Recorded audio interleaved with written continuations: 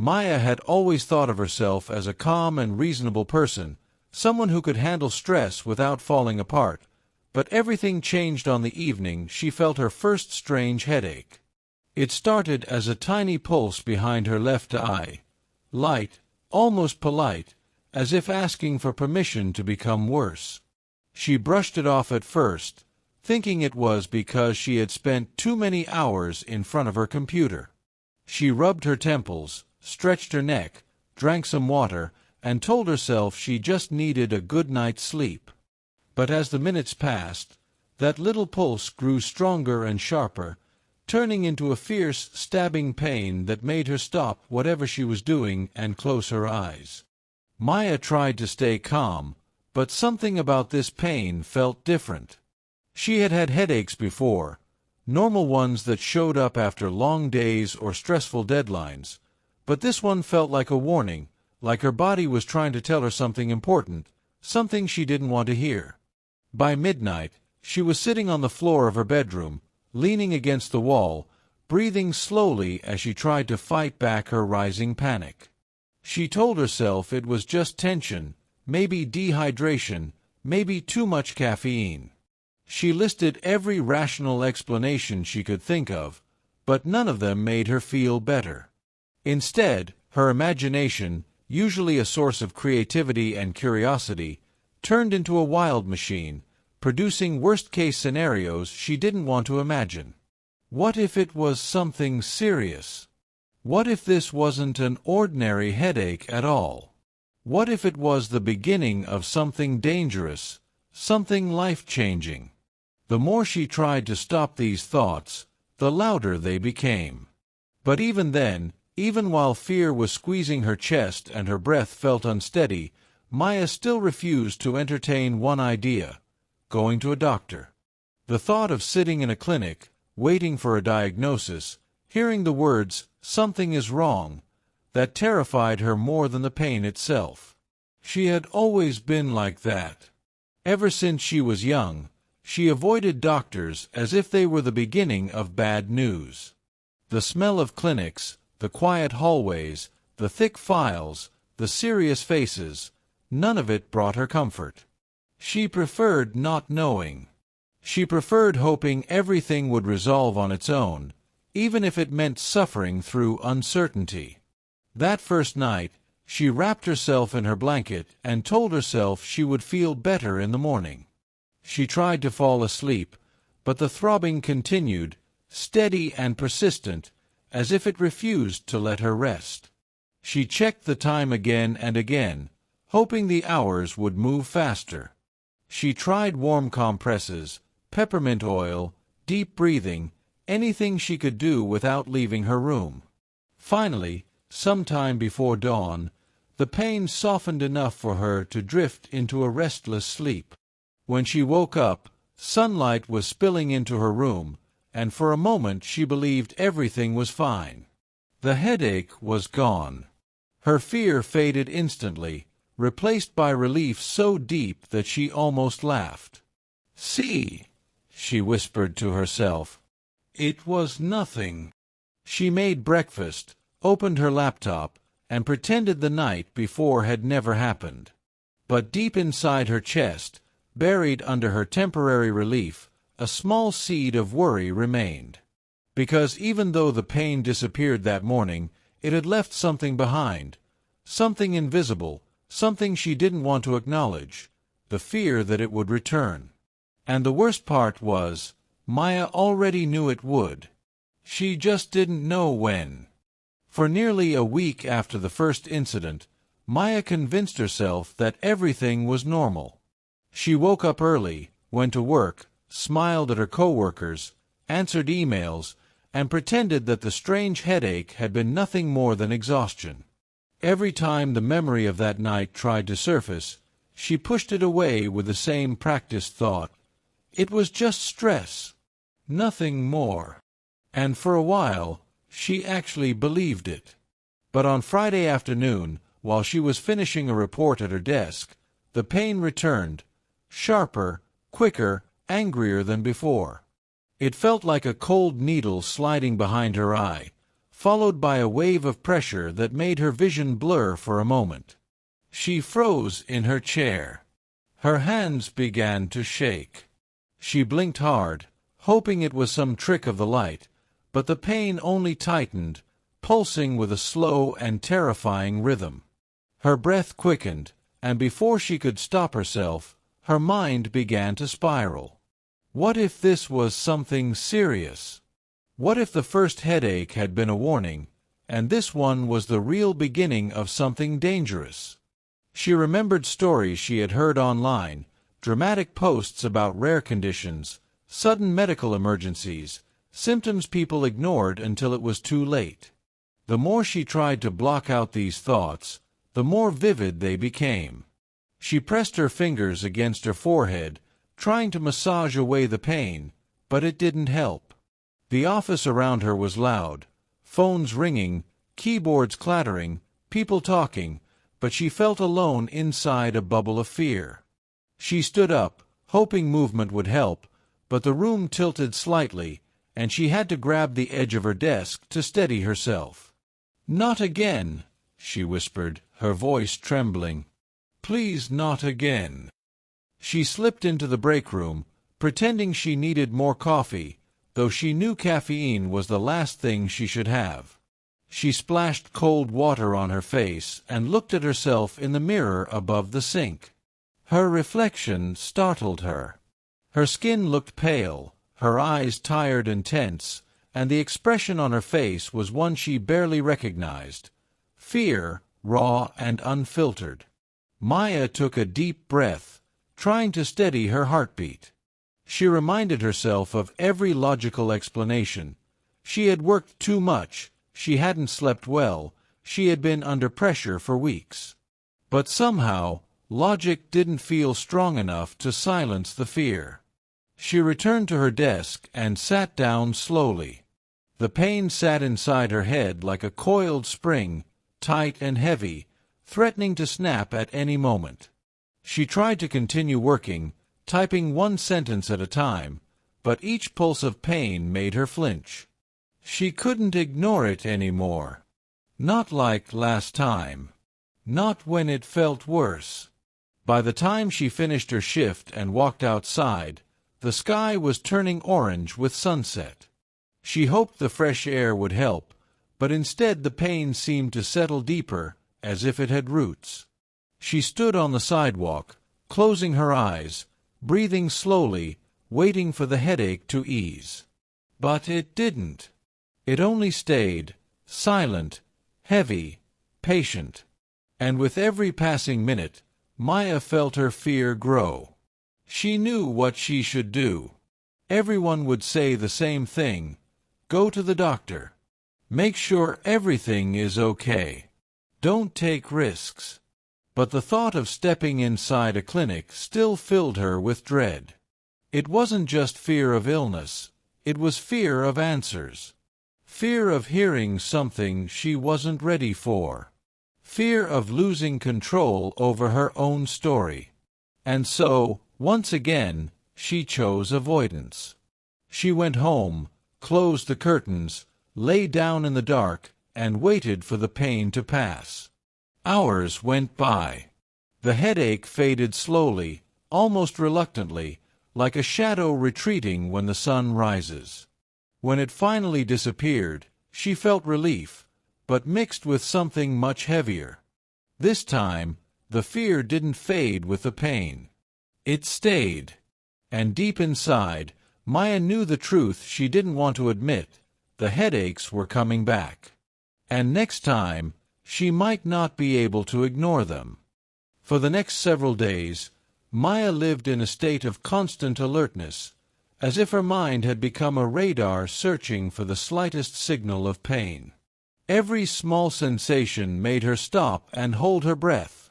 A brief twinge behind her eyebrow, a moment of dizziness when she stood up too fast, a flash of pressure when she bent her head, everything felt like a warning. She tried to pretend she was fine whenever she was around other people, but inside she felt like she was trapped in a room full of ticking clocks, each one counting down to the next headache. At night, she lay awake staring at the ceiling, convinced that if she fell asleep, the pain would return and catch her off guard. Her anxiety wrapped around her like a cold fog, making it difficult to think, difficult to concentrate, difficult to be present in her own life.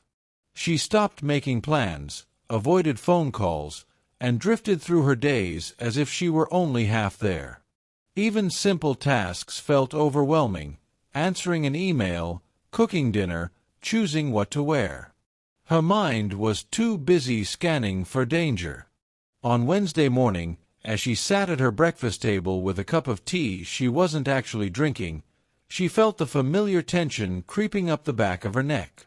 It was small, barely noticeable, but her heart reacted instantly, pounding hard against her ribs. She clenched her jaw, closed her eyes, and waited. The pain didn't grow, but the fear did. The fear was always faster. She tried to distract herself, playing music, opening a book, scrolling through her phone, but everything reminded her of the possibility that another headache could strike at any moment. She searched her symptoms online, even though she knew she shouldn't. The internet offered 1,000 explanations, most of them terrifying. Every article made her feel worse. Every comment thread convinced her she was missing something obvious and dangerous. Her imagination blended all these fears into one overwhelming certainty. Something was wrong with her, and she wasn't doing anything about it. That afternoon, at work, she struggled to stay focused. She felt disconnected from the people around her, as though they were living in a different world, one where fear didn't control everything, one where a headache was just a headache. Her co-worker Daniel stopped by her desk and asked if she was okay. She forced a smile and said she was just tired.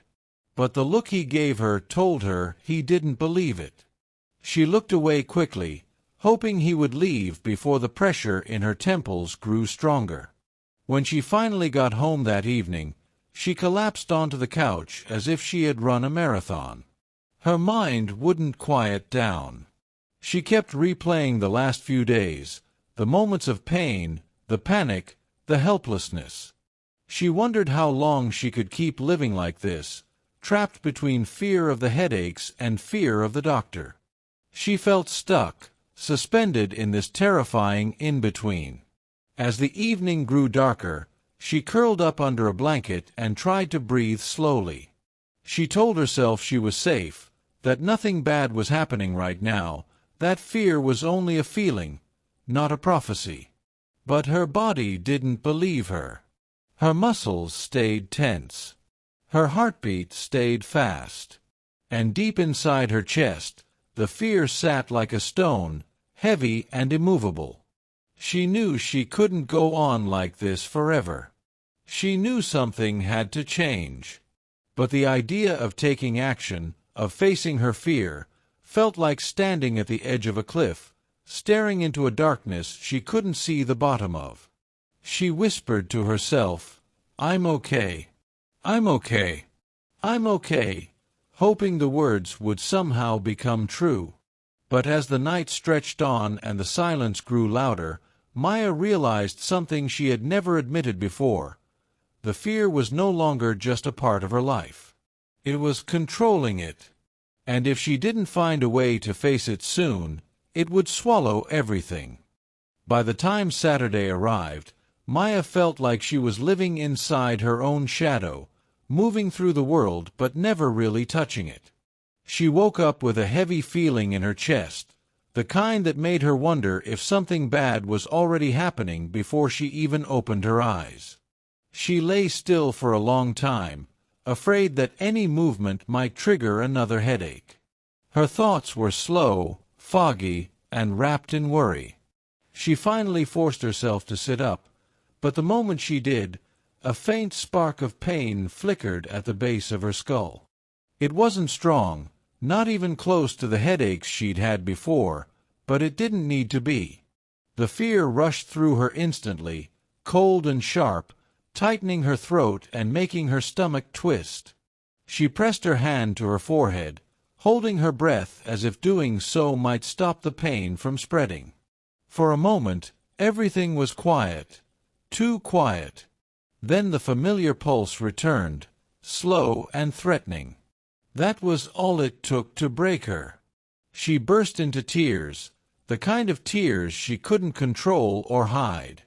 They came fast, spilling down her cheeks as she tried to breathe, but each breath only made her chest hurt more.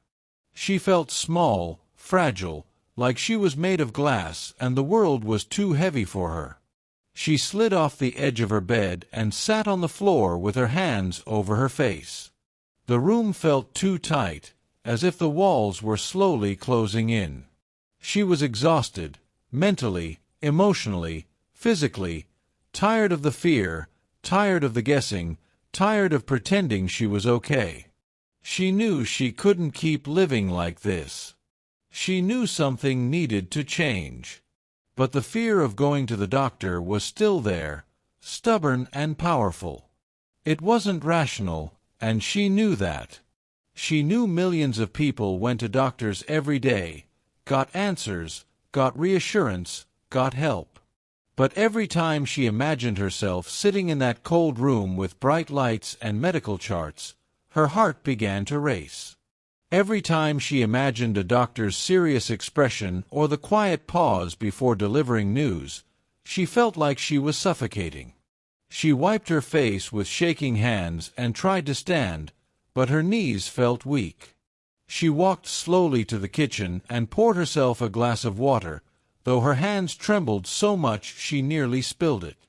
She leaned against the counter and closed her eyes, trying to steady her breathing. She thought about the last 2 weeks, the sleepless nights, the fear that followed her everywhere, the way her life had shrunk into a small circle of worry.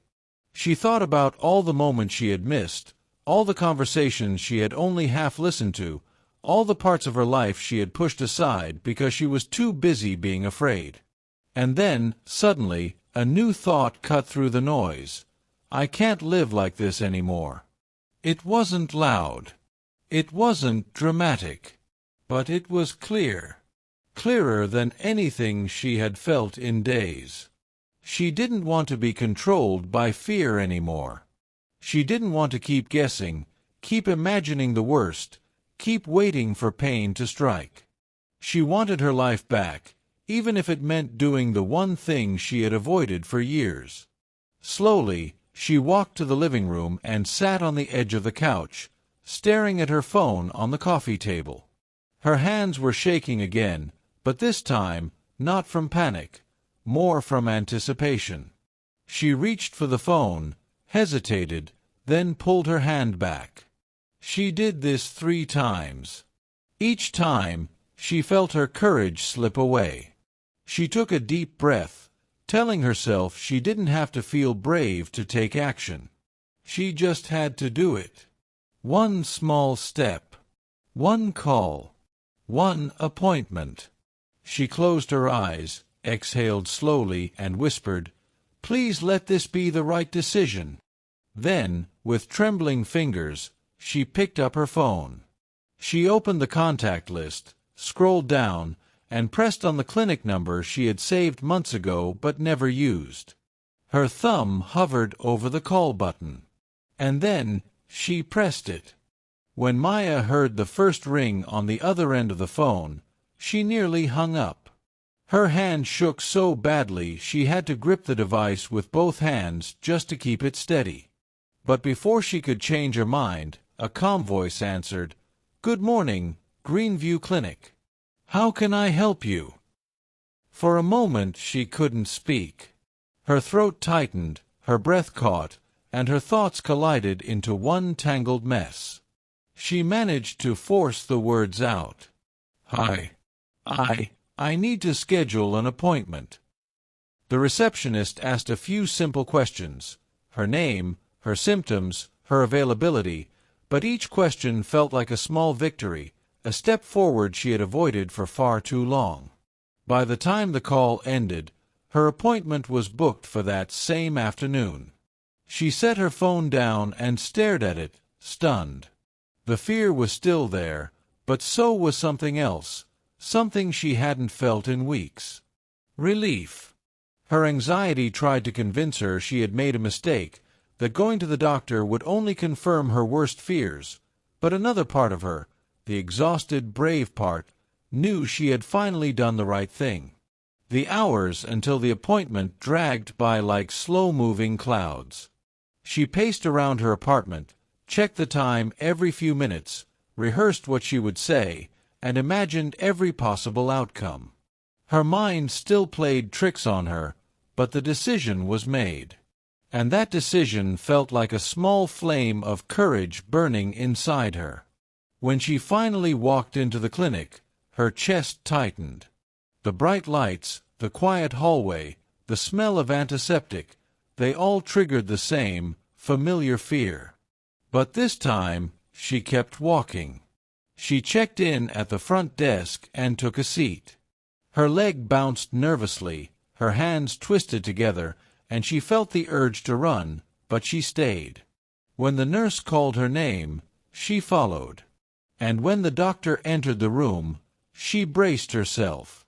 He was gentle, patient, and attentive. He asked her questions, listened carefully, and performed a routine exam. Then he smiled, a warm, reassuring smile that felt like sunlight breaking through storm clouds. "Maya," he said, "the good news is that everything looks normal. What you're experiencing are stress-induced migraines. They're painful, but not dangerous. And they're very treatable."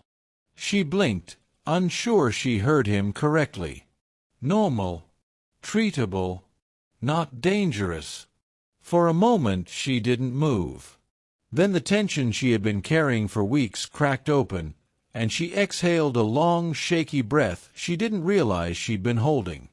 The fear that had ruled her life began to dissolve, slowly, gently, like fog lifting from a quiet morning. The doctor explained a treatment plan, gave her advice for managing stress, and assured her she would be okay. Truly okay. When she left the clinic, the world felt different. The air felt lighter, the colors brighter, the sounds softer. She felt something she hadn't felt in a long time: freedom. She realized that the thing she had feared the most wasn't the headache, or even the possibility of bad news. It was the unknown. The silence she filled with her imagination. The fear that grew because she never stood up to it. But she had faced it now. And she had won. As Maya walked down the street with the sunlight warming her face, she whispered a quiet promise to herself: never again. Never again would she let fear grow in the dark. Never again would she suffer in silence. And never again would she underestimate the power of a single brave step.